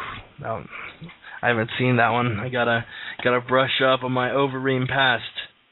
Mhm. But yeah, moving up in the co-main, we got Lombard versus Boach. Like I said, it was supposed to be Bisping Boach originally. Bisping was injured. This is Hector Lombard's first fight in the UFC, and they're pairing him against a pretty good middleweight in Tim Boach, who just had comeback of the year against Yushin Okami at UFC 144. Yeah, I actually like this fight more than Bisping Boach. I think Bisping Boach has more of an effect on the division than Lombard Boach, but I feel like this fight has more potential fireworks. I feel like this fight is going to get finished. There's no way this goes to a decision, whereas Bisping Boach obviously would have been a Bisping unanimous decision. And do you see Lombard getting the finish? Because Lombard hasn't been finished in his career. I don't, because Tim Boach just doesn't get knocked out, man. He doesn't. He gets submitted, but Lombard doesn't like to use those hands. Lost via TKO in 2008 to Matt Hamill. Okay. He did once, yes, but that was a long time ago, and he's in a different weight class now. So I don't really that is I don't hold a lot of credit. I mean, look at Okami, put a beating on him, Boach comes back, and he had Joe Rogan jumping out of his seat going, "Unbelievable." Yeah, that was very impressive of Tim Boach on a 3-fight win streak. Lombard, you know, he's on a crazy streak. I don't think he has lost in his last something like 25 fights or something, but none of them have been outside of promotions like Bellator, CFC, things like that. His biggest wins are against Trevor Prangley, Brian Ebersol, who's a welterweight, and Caleb Starnes. Well, Caleb Starnes, and also Shlemenko. Shlemenko's pretty good. Yeah, he when he was in Pride, didn't really look too impressive. That was his only other big promotion, and he went 0-2 in Pride. Those being the only losses on his career. That was early, though, if you think about it. It was a while back. It was 6 years ago, back in 2006, against Akihiro Gono and Gegard Mousasi. I said his name right. You did. I'm so proud of you. Gegard Mousasi. Gegard Mousasi. But I think Lombard is just too small for the UFC middleweights. I think Boach has dealt with strength way higher than Lombard's level. I mean, he's fought guys like Phil Davis and done all right. He went up against Matt Hamill and beat the shit out of Matt Hamill. Mind you, he did get TKO'd, but he gassed. That was in Colorado. So He cut open Matt Hamill on his lip and on his face. Mm-hmm. I think that Lombard just does not have the physical tools to deal with Tim Bosch. He's probably going to rock Bosch a couple times, but I see Bosch roaring back like he did against Okami, probably second or third round. Oh, wow. I'm looking at Lombard's record. He actually has a win against James Tahuna. Interesting. He does. Yeah, but Lombard's a guy who, this is obviously going to be a huge step up from what he has been facing. I honestly don't know whether or not I want to root for him, because I love his style. I love how he just steps in and demolishes people, but it's hard to like a guy and root for a guy who's known for being such a bully. Yeah, he is a total prick, apparently, from what I've been hearing. You know more than I do about this. You should inform the audience about his bullying. I will. Known for. Yeah. Okay. First off, he used to train with Eric Paulson, and Paulson is an ex-UFC fighter who's now a coach, and he trains Josh Barnett. Now, apparently, Lombard came in and started training there, and he was known for getting very physically abusive to guys. Like, if they fell down, he would continue to strike them, and people would have to pull him off. Just a real unprofessional move. And Barnett wouldn't take it. Barnett's 6'4" and a heavyweight, and Lombard's trying to stand up to him. So, according to Josh Barnett and Eric Paulson, Barnett put a beating on Lombard, and Lombard threatened him personally, like, I'll see you outside. Nothing ever happened. He was never allowed back into the training facility. He then went to American Top Team, and he's known for his brutish training, regimen. And apparently Jacob Volkman came in, who is a lightweight in the UFC, was having his way with Lombard in a wrestling practice with no striking, and Lombard got up and punched Volkman in the face. Wow. Like, just clocked him in the face, and Volkman said he didn't do anything about it. He's like, okay, this guy is obviously just an idiot, and moved on and changed training partners. Yeah, he's definitely got a pass. A lot of people have come out and said he's kind of a douchebag in training. So I think overall I'm gonna root for Boach just because he flip of the coin on the opposite side seems like a really, really nice dude, and with not counting that loss to Phil Davis on a 7-fight win streak, and he's putting together a really, really good record since he rejoined the UFC. I think at UFC 117. And let's get real, man. I mean, does anyone out there actually think that 5'8" Hector Lombard, even though he's a great judoka and has knockout power, can do anything to Anderson Silva? I mean, if Chael couldn't do it, Okami couldn't do it, Belfort couldn't do it, Franklin, Leben, the list goes on and on. I'm sorry, Hector Lombard won't make it out of the second round. I think he has a puncher's chance, but other than that, yeah, Silva's all around. He's better standing up, obviously better on the ground and in the clinch. Well, and Lombard has Sean Shirk level reach with his arms. He's got really short arms. Mm-hmm. He uses his explosiveness to hit people in the face, and there's no way he's going to find his mark against Anderson Silva. Mm-hmm. There's no way. Even though he's only fought at middleweight and light heavyweight for his frame, it would almost make more sense to lose a little bit of that muscle mass and drop down to 170. Oh yeah, he would be a killer at 170. Let's go ahead and email his managers. And I think I'm thinking about it now. I can't think of any other Cuban-born fighters in the UFC right now. I can't either. Oh no, actually, there isn't any. I think the only other Cuban fighters that I know of fight for Strikeforce. Huh. Yeah, I'm looking now. There are 3 fighters from Cuba who are in the UFC, actually. Okay, yeah, one of them was on a prelim fight. He has a very strange name. I can't remember his name. It's if you can read it off to me, I'll recognize it. Yeah, this one is Javi Vasquez. Okay, that's not him. One is Hector Lombard, and the other I can't seem to find. Do you know what weight division he's in? I don't. I think it was light or welterweight. Pretty sure. Well, this is definitely good. Oh no, it's Daniel Serafin. He's a Brazilian. He was right under Lombard. Okay, I can tell you. We'll let you know whenever we dig it up. We'll let you know. But in the meantime, let's talk about that main event: Uriah Faber versus Renan Barão. Let's do it. Am I gonna start us off? Yeah, sure. I've started the other ones off. I'll let you. All right. Yeah. You've got one of the best mixed martial arts fighters of all time, in Uriah Faber, facing off against a scary guy, Renan Barão. He hasn't been defeated in a long time. He's on a huge win streak, just like Hector Lombard. He can knock you out or submit you. He trains out of Nova União with Jose Aldo. Great fighter. Faber, a lot of people are saying, is at the twilight of his career, but let's get this straight. He's in a more natural weight class. He used to fight at featherweight. He was outsized, out-muscled. Now he's at his prime weight class. His only loss there is a close decision loss to the champion, Dominic Cruz.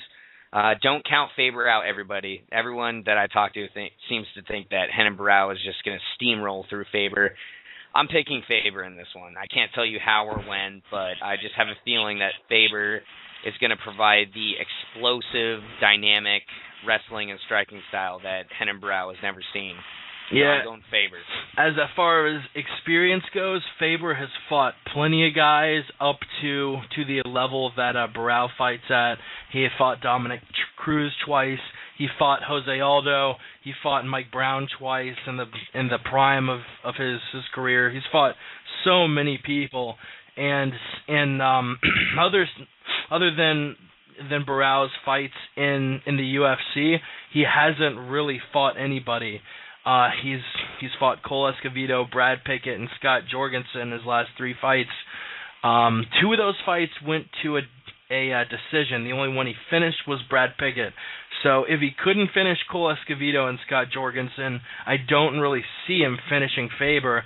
And if it goes to a decision, if Faber can fight smart, I don't think Barão is going to be able to take apart Faber the way a guy like Jose Aldo did.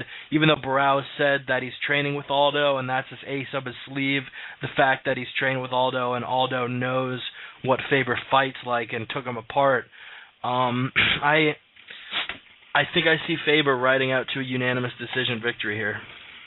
That's a pretty good bet and solid breakdown, by the way. Renan Barão, when he fought Brad Pickett was fighting in the UK in his hometown, so he was throwing leather. He wanted to impress the crowd, and he kind of strayed away from his technique, because Brad Pickett is no joke. He's a great mixed martial artist, and he looked sloppy that night, and I think that's solely based off of the fact that he was fighting in front of his family and friends.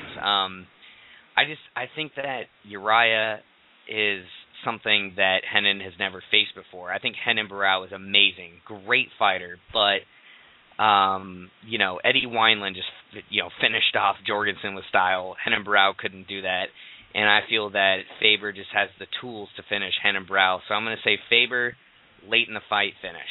And I've actually been on the Barão bandwagon for a while. I think before he even had his first UFC fight, I was saying I thought that Barão would eventually be UFC champion, and it's funny how I called it way out, and now that he's actually getting his title fight, I'm picking him to lose.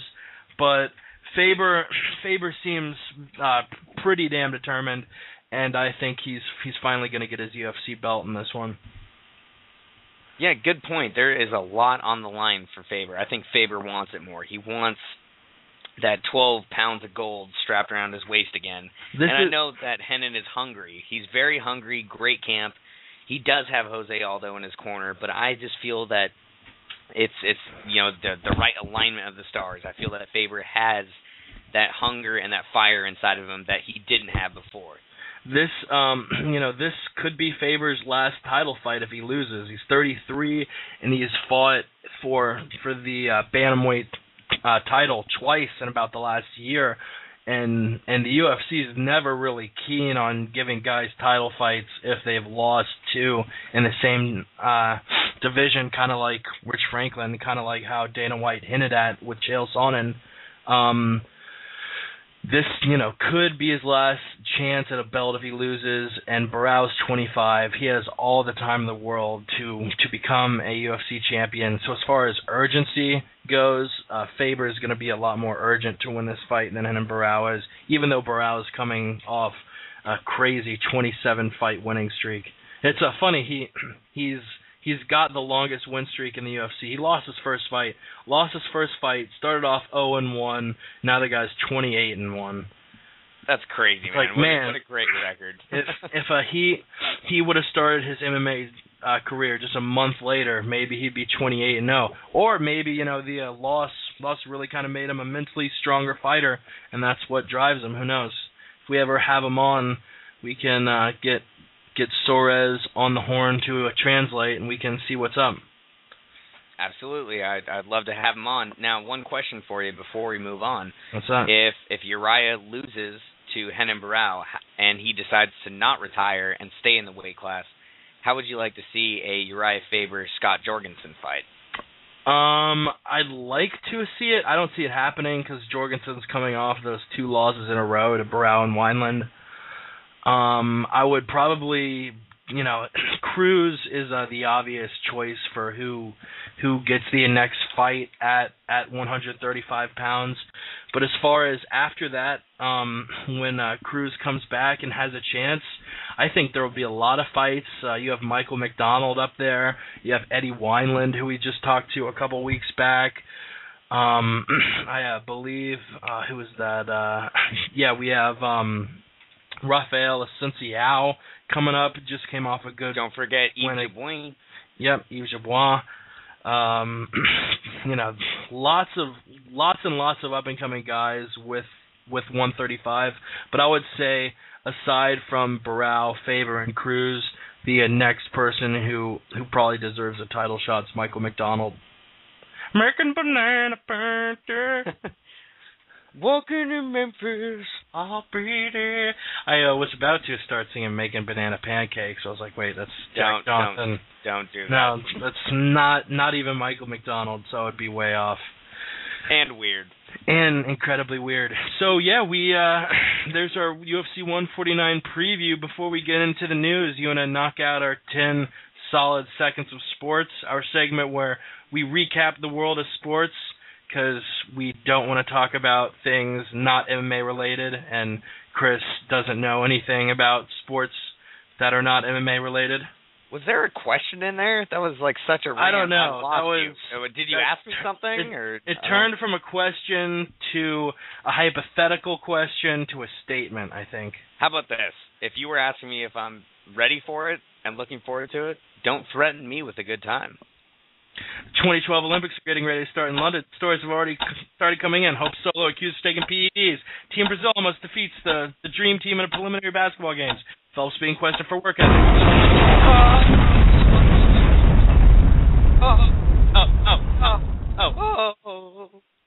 The end of that was baseball's back and nobody cares. Including me. Including you. Well, you don't care about any sport, so that's kind of a given. MMA is a sport. Duh. Let's hit the news.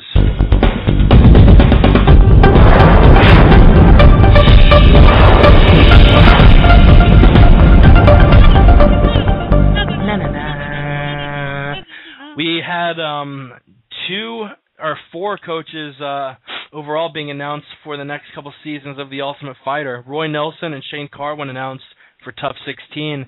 We have Ross Pearson and George Soteropoulos announced for The Ultimate Fighter, The Smashes, which is going to be the UK versus Australia.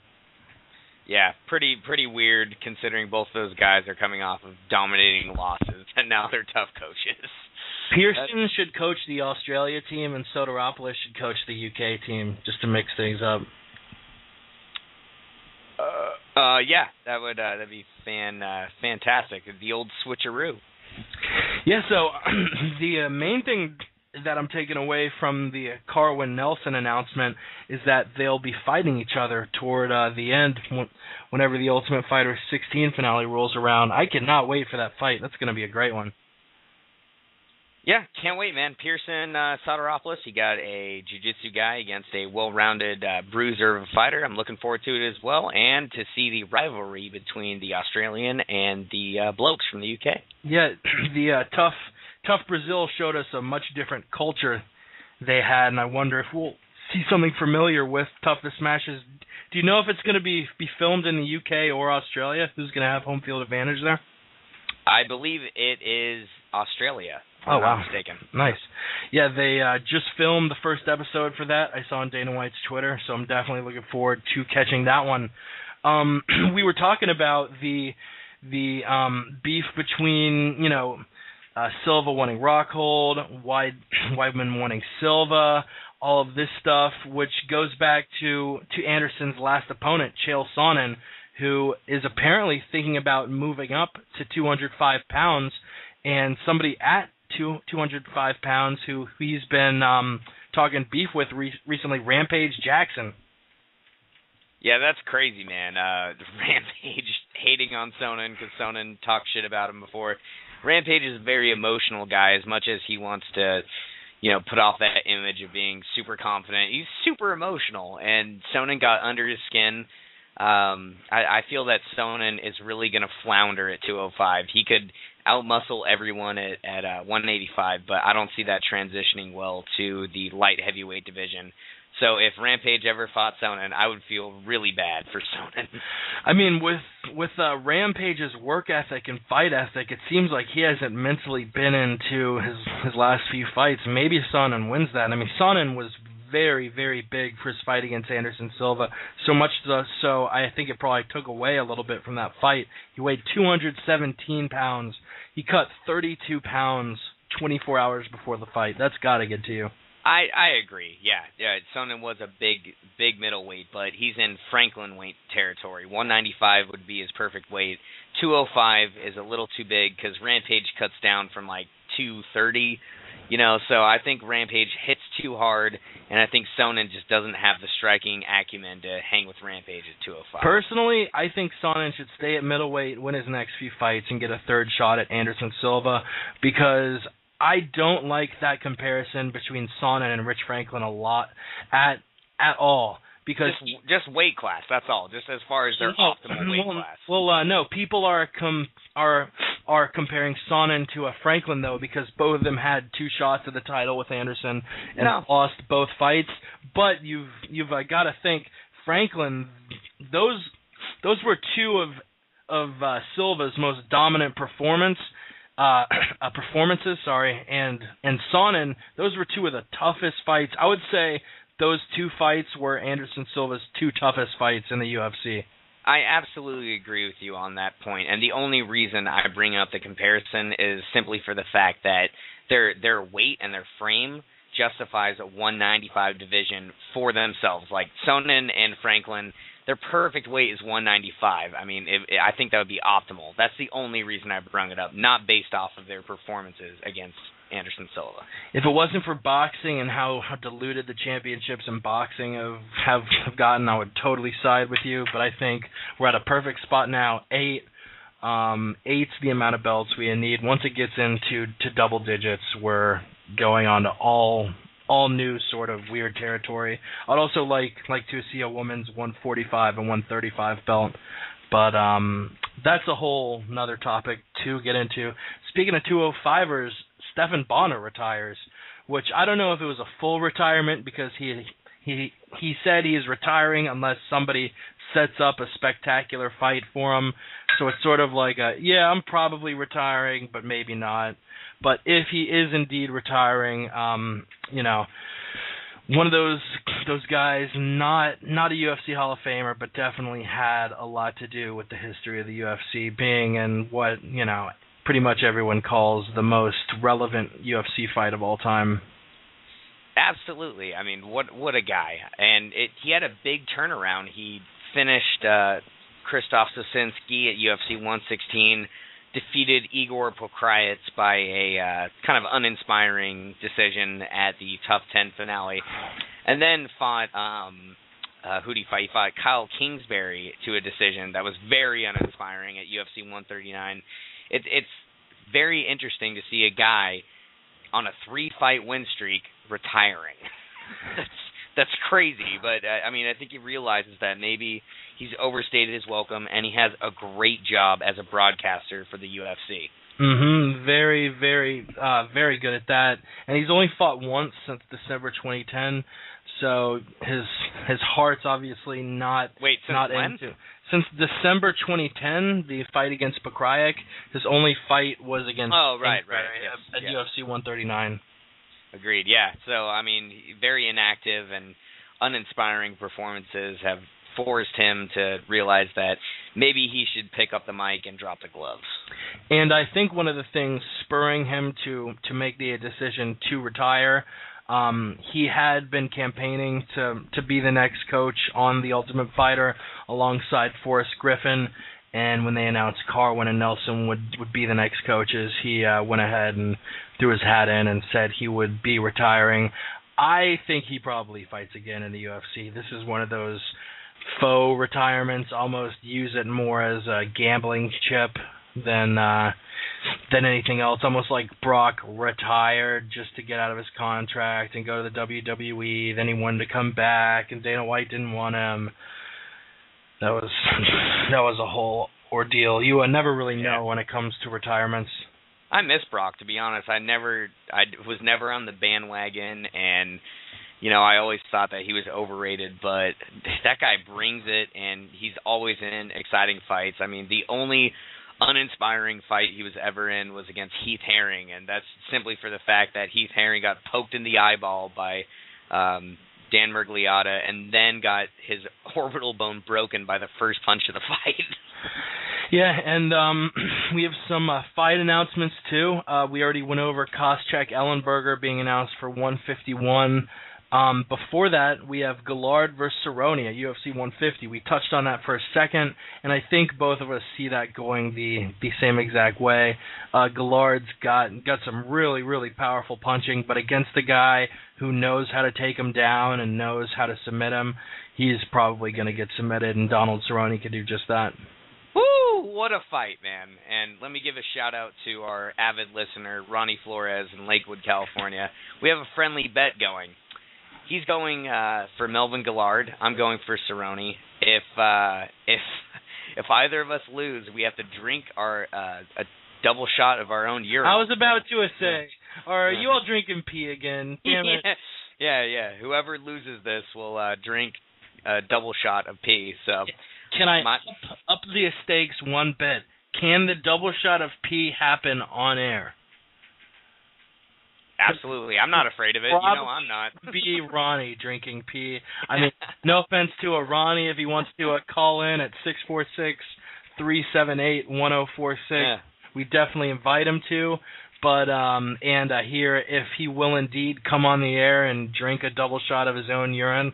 I've actually never done it. I've seen people do it. Apparently it isn't the gross It's not that bad. Don't want to drink the first pee of the day, even though that's what Lyoto and the Machida clan do. I heard that's the strongest piss of the day, and I don't want anything to do with that one. Well, definitely. Usually, for me, the first pee of the day has a lot of alcohol in it. Yeah, same here.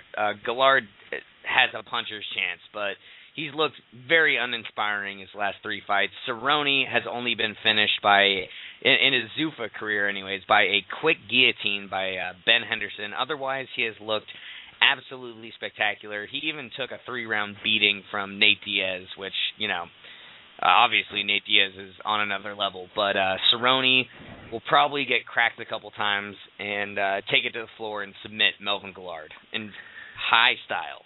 Now, I don't want to focus on the pee thing, but do you ever drink a lot of white wine and the next morning wake up and your pee smells so exactly bad. like you're peeing out like straight white wine, like your body didn't distill it whatsoever, and you're peeing out the exact same stuff you drank the night before? But it has the tinge of pee to it, so it's even worse.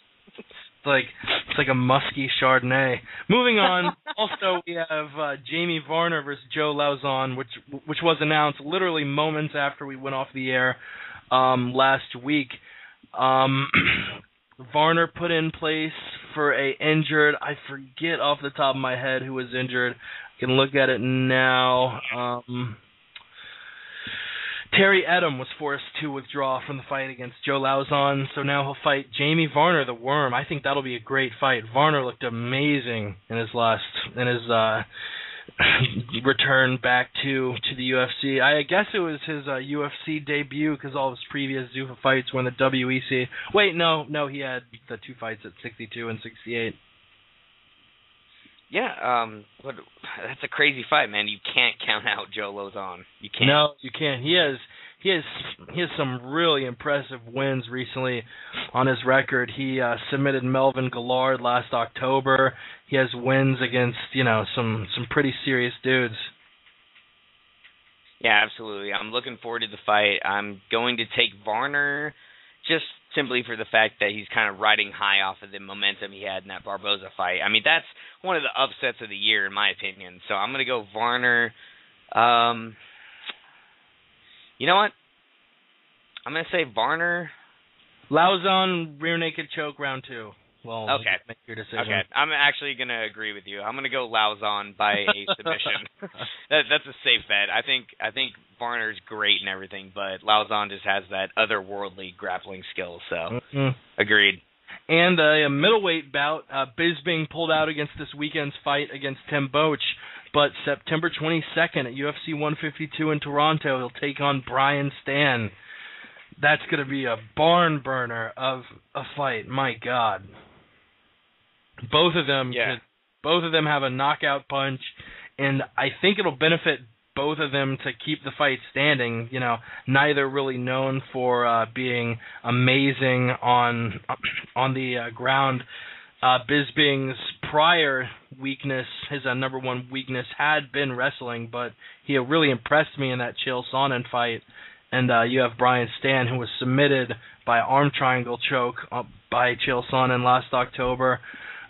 Just got off that KO win against Sakara. Bisping, that unanimous decision loss to Sonnen was his most recent fight, but he looked amazing in his 2 before that against Jorge Rivera and Jason Miller.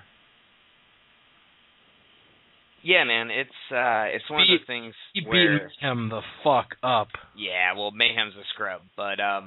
rough.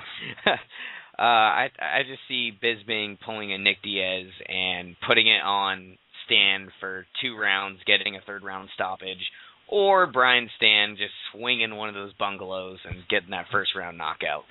Yeah, one of the most popular fighters in the U.S., a decorated military hero versus the most popular in the United Kingdom in Michael Bisping.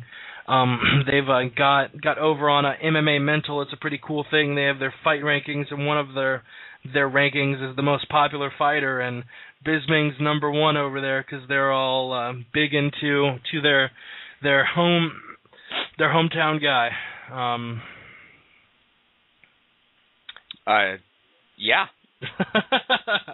This is the MMA Podcast, where we get more awkward as the minutes roll by. That pretty much wraps up the fight announcements, though. We were going to talk about a hypothetical Strikeforce versus UFC Champions card, which would definitely be pretty intriguing. GSP Marquardt, Silva Rockhold, Ben Henderson versus Gilbert Melendez. That was being thrown around as a semi-possibility. I don't think it'll ever happen.